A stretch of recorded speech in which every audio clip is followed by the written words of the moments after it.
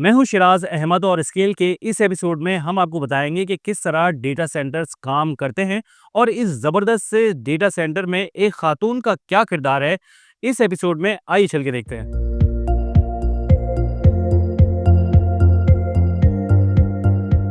After my father left us, a lot has changed, right? हमारी ज़िंदगी में बहुत सारे चेंजेस आए. We were used to be one of the richest family among our circle.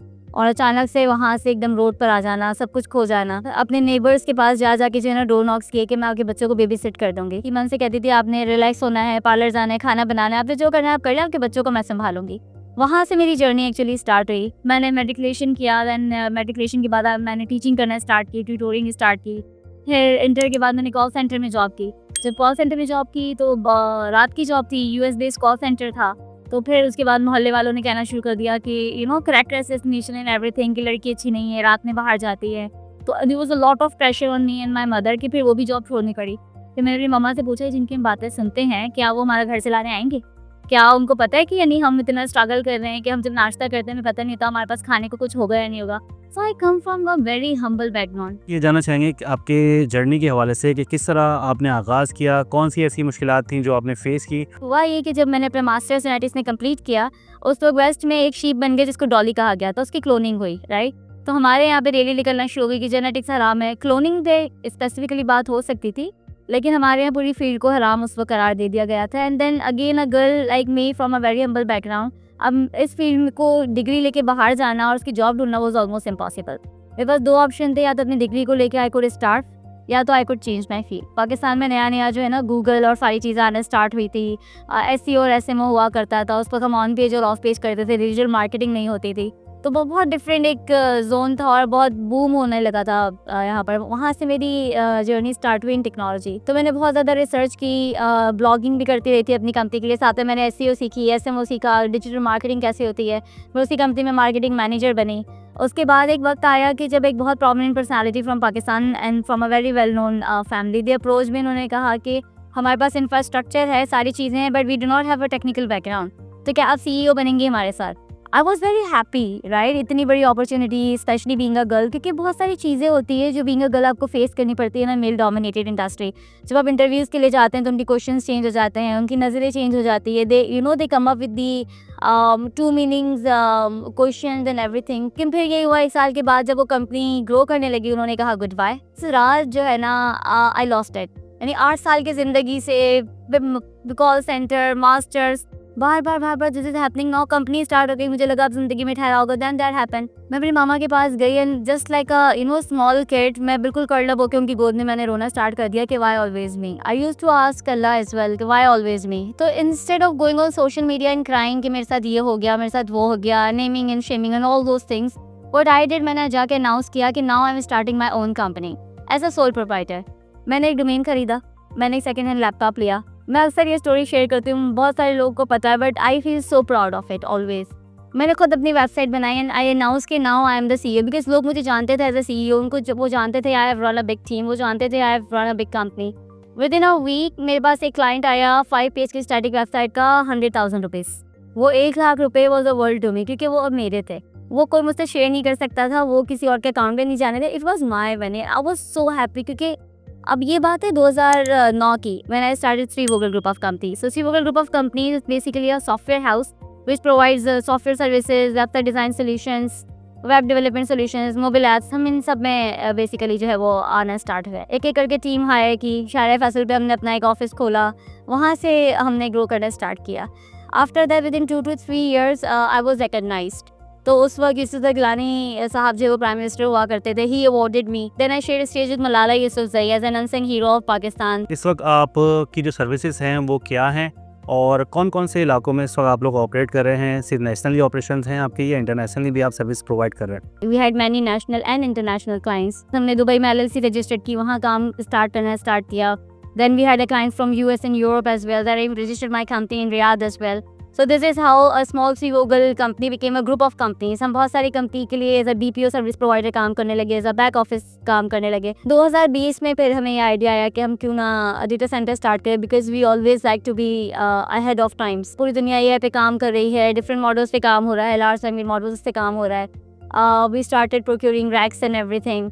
हमारे पास जीपीयूज ऑलरेडी थे जो हम क्लाइंट्स को दे रहे थे, हमने पहले उसी पे एक्सपेरिमेंट करना स्टार्ट किया and that's how we started data center. Because हमें ये पता था कि आगे जाकर अगर किसी भी मुल्क को कामयाब होना है तो उसे डेटा रेजिडेंसी पॉलिसी पे जाना पड़ेगा। आप अपना डेटा मुल्क से बाहर नहीं भेज सकते, क्योंकि जब आप अपना डेटा मुल्क से बाहर भेज रहे हैं आप अपने तमाम तर सीक्रेट्स, आप अपने तमाम तर फाइनेंशियल्स, आप अपनी हर चीज़ बाहर भेज रहे हैं, जो एक मुल्क के लिए जो है ना बहुत सेंसिटिव इशू होता है, राइट।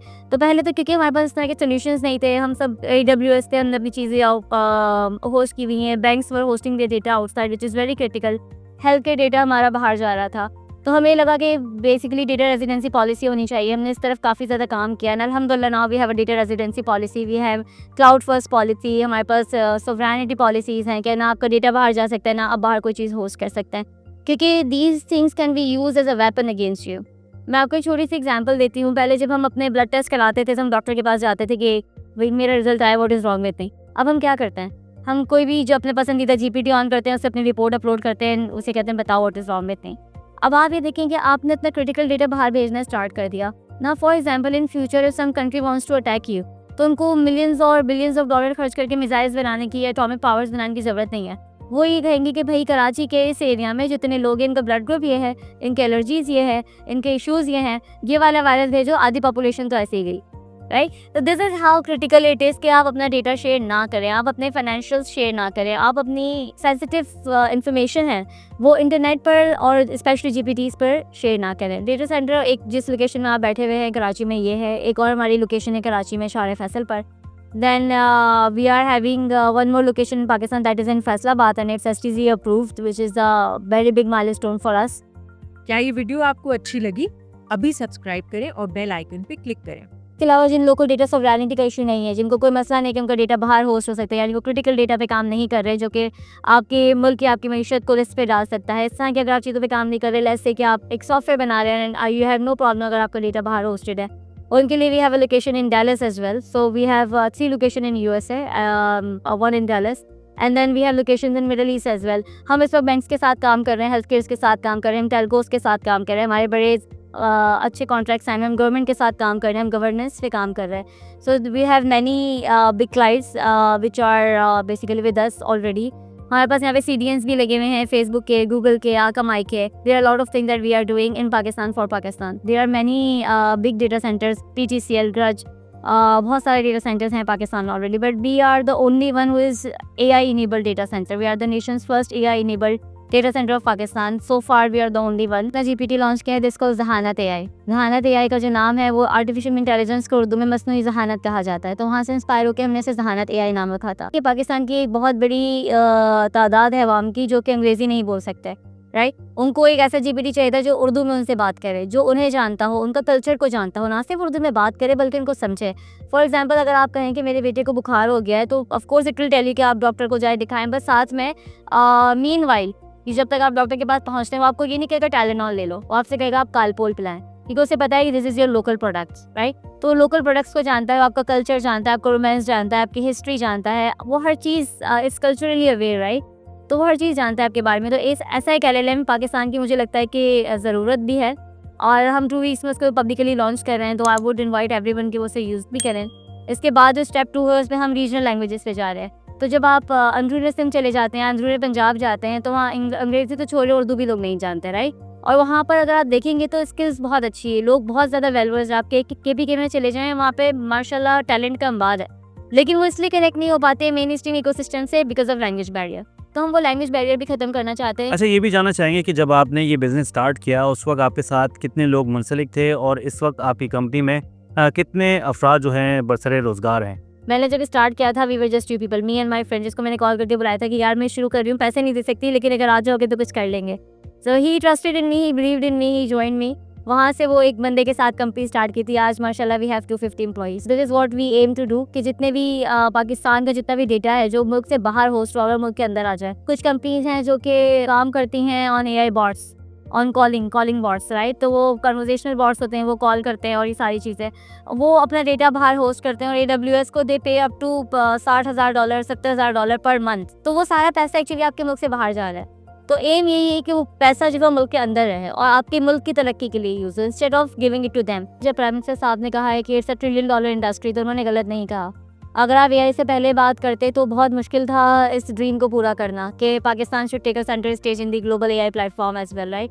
लेकिन अब वो बहुत ज़्यादा आसान है। एआई ने एक बात आके साबित की है कि ये जो दौर है वो रेट रेस का नहीं है। जो एक चीज़ बन चुकी है तो आपको री इन्वेंट व्हील करने की ज़रूरत नहीं। What you can do is you can collaborate. Sir दुनिया का सबसे नंबर 1 क्वेश्चन ये है कि AI is going to take my job. हर कोई इसी बारे में परेशान है। पहले लोग मजाक करते थे कि अगर आपको एआई में काम करना है ना तो प्लम्बर बन जाओ या कारपेंटर बन जाओ, तो एआई आपकी जॉब नहीं लेगा। आप ये देखिए टेस्ला जो रोबोट्स बना रहा है, टेस्ला ने कुत्ता बना लिया। उन्होंने उनका जो एआई है वो मैराथन पे रन कर रहा है, वो डांस कर रहा है, वो मीटिंग्स अटेंड कर रहा है। तो आपको क्या लगता है कि वो आगे जाके कारपेंट्री नहीं करेगा? आपको क्या लगता है वो आगे आपकी प्लम्बिंग नहीं करेगा? इट विल बी ईजियर ना। आपने जैसे आप उबर कॉल करते हैं, आपने एक बॉट कॉल किया कि भाई I need a bot to do the plumbing in the washroom. Easy, and why not? जबकि कैन मेक लाइफ ईजी। तो बजाय इसके कि आप ये सोचें कि मैं अपनी डिग्री छोड़ के प्लम्बर बन जाऊँ, इट्स बेटर कि आप उस डिग्री का इस्तेमाल करते हुए बेटर कोर्सेज करें and you know do something towards AI. Anything, ज़रूरी नहीं है कि आपको कोर एआई पे ही काम करना है। There are so many things that you can do. जिस तरह के कोर्सेज यहाँ पर होते हैं, आई वुड से कि 10% आर ऑथेंटिक, बाकी जो 90% कोर्सेज हैं वो मोटिवेशनल स्पीचेस हैं जिसका कोई फ़ायदा नहीं है और wasting your time. Bill Gates ने कहा है कि एआई की दुनिया में ना, AI when you blink your eye you have lost the race. इतना फास्ट एआई मूव हो रहा है, तो अगर आप इंतज़ार करते रहेंगे कि कोई आए आपको स्पून फीड करे, आपको हाथ पकड़ के लेके जाएगा, बेटा ये पढ़ लो, वो दौर अब चला गया। Now you have to find your own path, और उसके लिए बहुत सारी चीज़ें अवेलेबल है। आप nvidia.com पर जाएं, वहाँ पर बहुत सारी चीज़ों के फ्री कोर्सेज अवेलेबल हैं। चाहे आपको एजेंट्स बनाने हैं, चाहे आपको इंफ्रास्ट्रक्चर पे काम करना है, चाहे आपको जीपीयू स्टैकिंग पे काम करना है, उसके कोर्सेज वहाँ पे फ्री में अवेलेबल हैं, बेसिक कोर्सेज, जिससे कि आप स्टार्ट कर सकते हैं समझ के कि ठीक है कौन सा पाथ में लो। आप openai.com पे जाएं, वहाँ पर बहुत सारे कोर्सेज अवेलेबल है। इस तरह के लातादाद कोर्सेरा पे जाएं, वेबसाइट से जहाँ पे फ्री कोर्सेज अवेलेबल है। अगर आपने एआई सीख ली वक्त और आपने उसको इम्प्लीमेंट करना स्टार्ट कर दिया अपनी डेली लाइफ में, अपने काम में, तो AI will not take your job. For example आप देखेंगे कि माइक्रोसॉफ्ट अब जो जॉब पोस्टिंग लगाता है वो कहता है मुझे एआई प्रोजेक्ट मैनेजर चाहिए, राइट, एआई प्रोडक्ट मैनेजर चाहिए। अब लोग कहते हैं हमें जीपीयू क्लाउड आर्किटेक्ट चाहिए। तो इस तरह की जॉब्स, नई तरह की जॉब्स जनरेट हो रही। तो आपको चाहिए कि आप वो नई तरह की चीज़ों से अपने आपको वेलवर्स करें। आपको अगर नहीं समझ में आता कि मैं बेसिकली जो है कौन सा पाथ लूँ, आस्क योर जीपीटी कि भाई मेरी ये स्किल्स हैं, मैंने ये कोर्सेज किए हुए हैं, मेरी ये डिग्री है, this is what I aim to do, ये मेरा ख्वाब है, मुझे कौन से कोर्सेज करने चाहिए और कहाँ से मिलेंगे। Tell me free courses, it will tell you free courses. आप वो कोर्सेज जाके करें। अगर आप ऑलरेडी वो कोर्सेज कर चुके हैं और आपको लगता है आप एजेंट की ऐसे बहुत ज़्यादा वेलवर्स हैं, लेकिन आपको नहीं पता कि आप कौन सा एजेंट यूज़ करें, तो एक वेबसाइट है called thereisanai4that.com। It's literally a website, thereisanai4that.com। आप वहाँ पर जाएं, वहाँ पे सर्च बार है, वहाँ पे जाकर आप अपना यूज़ केस लिखिए कि मैं ये चाहता हूँ, वो आपको सारी लिस्ट ऑफ एजेंट्स दे देगी कि ये चीज़ आप यूज़ कर सकते हैं आपका ये काम करने के लिए। हमारे बहुत अच्छे फ्रेंड हैं, AAI के चेयर हैं, उनकी भी वेबसाइट है बियॉन्ड टूल्स। आप उससे भी जाके basically it's a similar platform, आप सर्च कर सकते हैं कि कौन कौन से लोकल टूल्स अवेलेबल हैं आपके यूज़ करने के लिए। अगर हम इसे कहते हैं कि it's a $1 trillion industry, then it's indeed a $1 trillion industry and you can be a part of it if you will start now. अगर इट्स आप अपने टाइम वेस्ट करते रहेंगे ना, तो पहले हम कहते थे 10 साल बाद रो गए, हम कहेंगे आप 1 साल बाद रो रहे होगे that I have lost the race already.